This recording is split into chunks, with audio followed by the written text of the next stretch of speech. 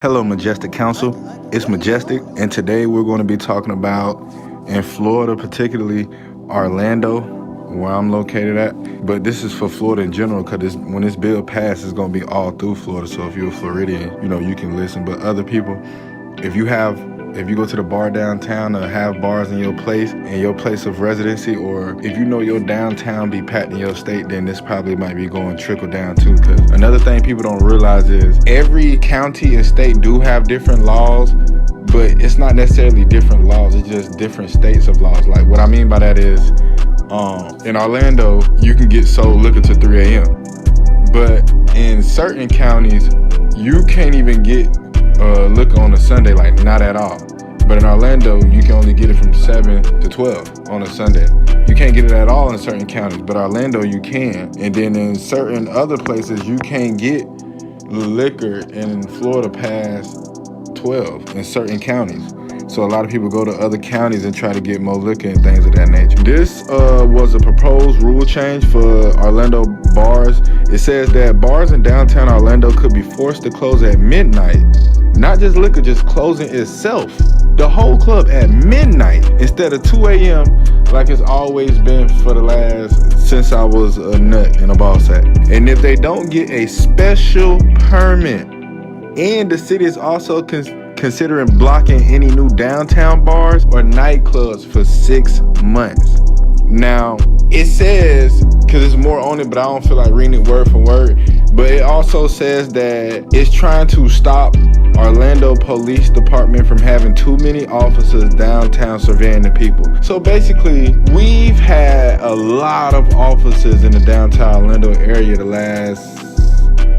the half of last year, the latter half of 2022, I want to say like going into July, August type. And then ever since then, they put up metal detectors. They put up all these things. I didn't go downtown since like 2017, 2018, because I stayed in the house and stayed to myself, because I used to go out and throw parties and stuff. But New Year's, I actually went downtown after all them years. And when I went down there, but I have friends that go down there all the time, so they let me know what's going on. And I got Facebook, so they let you know. And I noticed like the months and years I wasn't going, people just kept getting shot, fighting in the club. People got guns and machine guns in the club downtown, all type of stuff. It was just foolishness. You got people blacked out, drunk on the ground. Nobody know who this person, like who came with this person, who this person belonged to. 9 times out of 10, they usually be so drunk they don't have nothing. So you can't really get this person to the correct people. So it's just a lot of danger stuff. And I used to think to myself, like, the reason I stopped going downtown and going out, period, because I used to throw parties. Those just the same people, but just older. So why should I care about the same people partying over and over again? That's why I stopped. And it just kept getting more dangerous and dangerous,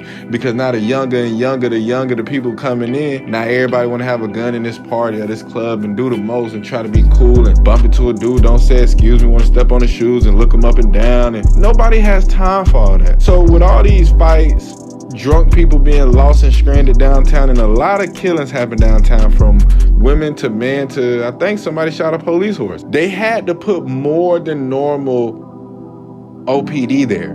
Like, downtown used to have, police, but they used to either have them on a horse that will come towards 12 to that 2:30, 3 a.m. when the club leaves, but it'll be like 2-3 people on the horse going all around your downtown area. Or you'll have the one with cars, when they know where you're parking at the major parking garages, it'll be police cars there with their lights on, because they know this is the parking garage where most people are at. You know what I'm saying? It used to be just that. The horse cops and the cops that will be in front of the parking garage a few years ago.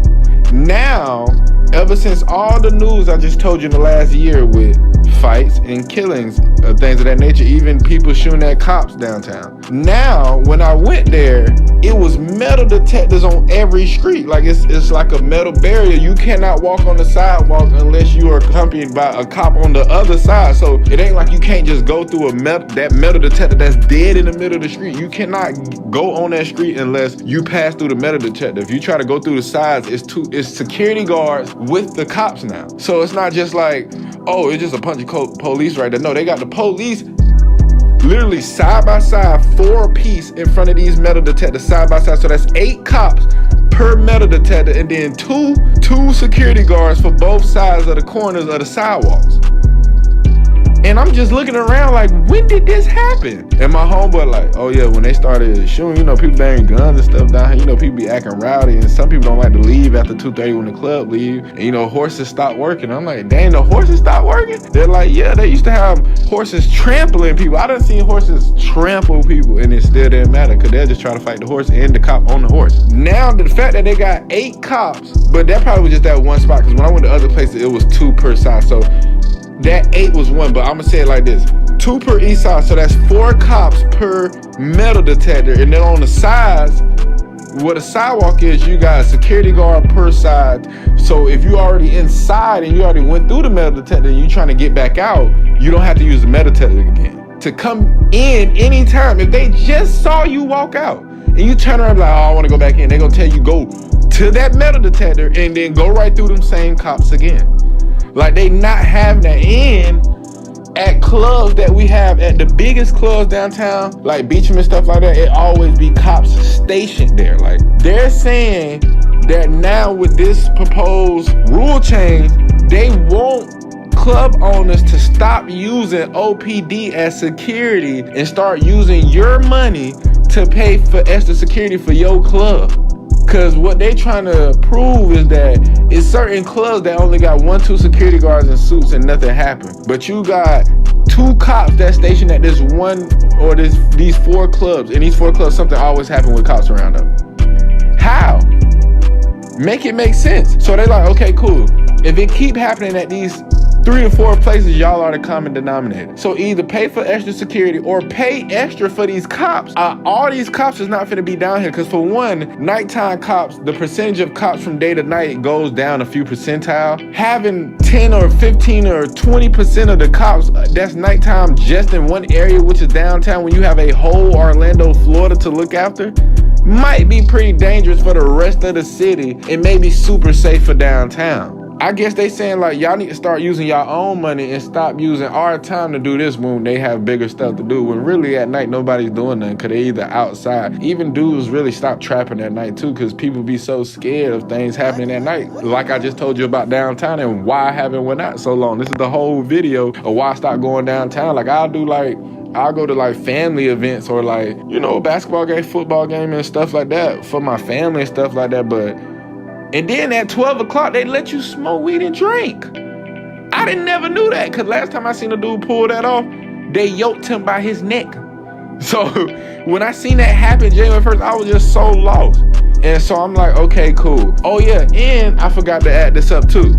Multiple occasions. Them bar dudes do not be IDing like that. So it's a lot of times that they done got caught by spies. Because even when I was working at Universal, when Harry Potter first dropped, they let us know, like, if you're doing alcoholic beverages, you have to ID these people, because they have spies coming in once a week to get us caught, so you can lose a liquor license. When I found out how much it costs for a liquor license and how much to get it back, now I see why certain places have these strict stipulations and things like that. Tell me, do y'all have these type of things in y'all city, or is it different, or things of that nature? I just want to speak on this because clubs ending at 12, even though I remember I was told by my mom and my aunts and stuff, like clubs back in the day used to end at like 4 or 5 o'clock. So once I got older to 18, then it went to 2, and now they trying to go to 12. So they just keep going down, and they like, and if y'all don't got the money for these extra securities and stuff like that, if you a new club or a new bar and you ain't got the money for this, that, and the third, you might as well just wait for 6 months. You might as well sit it out, because we blocking it. That's crazy. But that's it for today, y'all boys.